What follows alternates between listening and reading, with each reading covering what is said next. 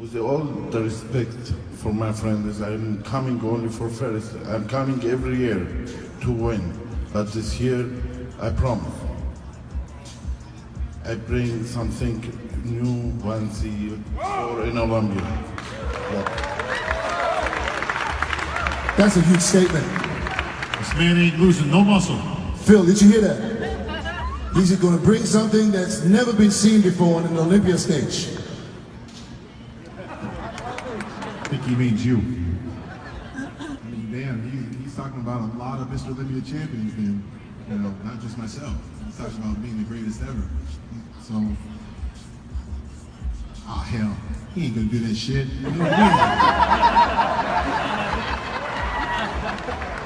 You translate that thing? Okay, you know, I heard about the dream killers this year. But tomorrow, no more dream, tomorrow's fact. Muscles is talking tomorrow on the stage.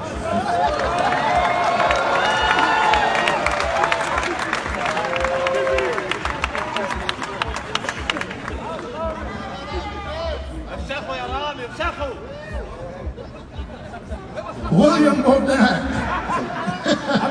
Fifth place last year. I've been waiting. I was waiting. Dexter. Oh, shit. I was waiting. You know I was waiting.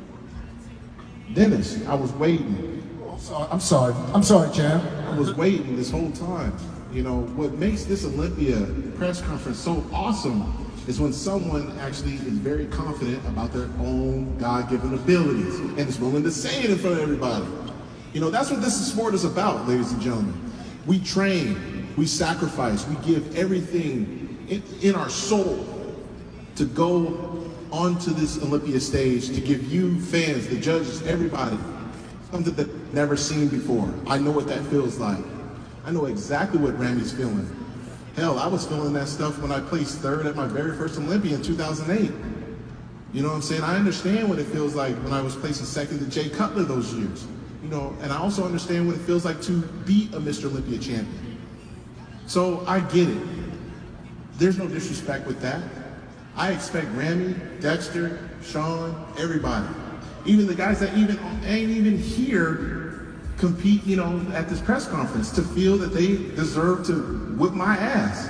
I get it, but that's why I train so damn hard. That's why I give it everything I got. You think this is the first time I heard someone say that they're going to beat me? Hell, Kai Green used to say that stuff and he was a lot better than some of the guys up here. That's just being real. So, let's just be real. Some of y'all know that too. So you guys want to see me get after it, keep on running your mouth. Because I too have improved. I too have made weaknesses my strengths. See, that's the difference between me and a lot of these other guys, is that even the writers, the analysts, the people, the bloggers, everything they say, Phil don't have this, and then I shut them up. When has anybody else done that?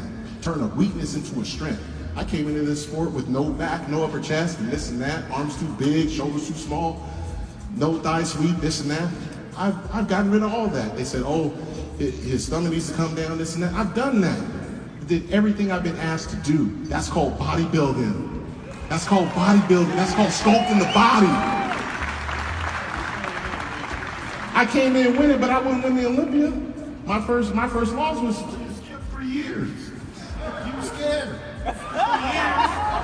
First two, and then what happened? I'll take 3 years off. I was 25 years old when I turned pro. I was only competing for 2 years. I came out the gate, winning the Colorado Pro and the New York Pro. I knew that my legacy was not going to be predicated on how many shows I did at that time. Yeah, absolutely. You used to say it. He was like, yeah, when Phil hits his stride, he's going to do his thing. Yeah, and I did. I jumped right in the fire. I went against Flex. Yeah. Paul DeLette. Yeah. Ronnie.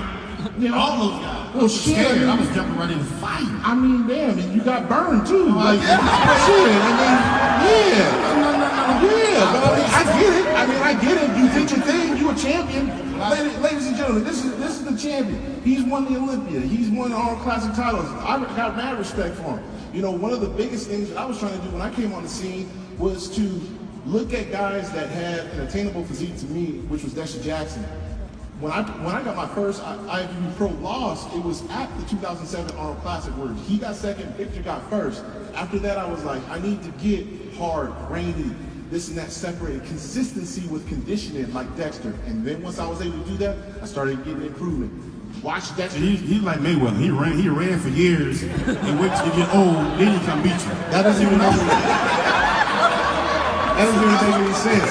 See, when I was But that doesn't make sense. you know how Phil is. He's always saying, But then what happened? I'm undefeated. Of course. I didn't say I was undefeated. I said I came in here losing. I made sure I made improvement. Dexter. That's what I did. You know, there's a lot of people. Can I finish?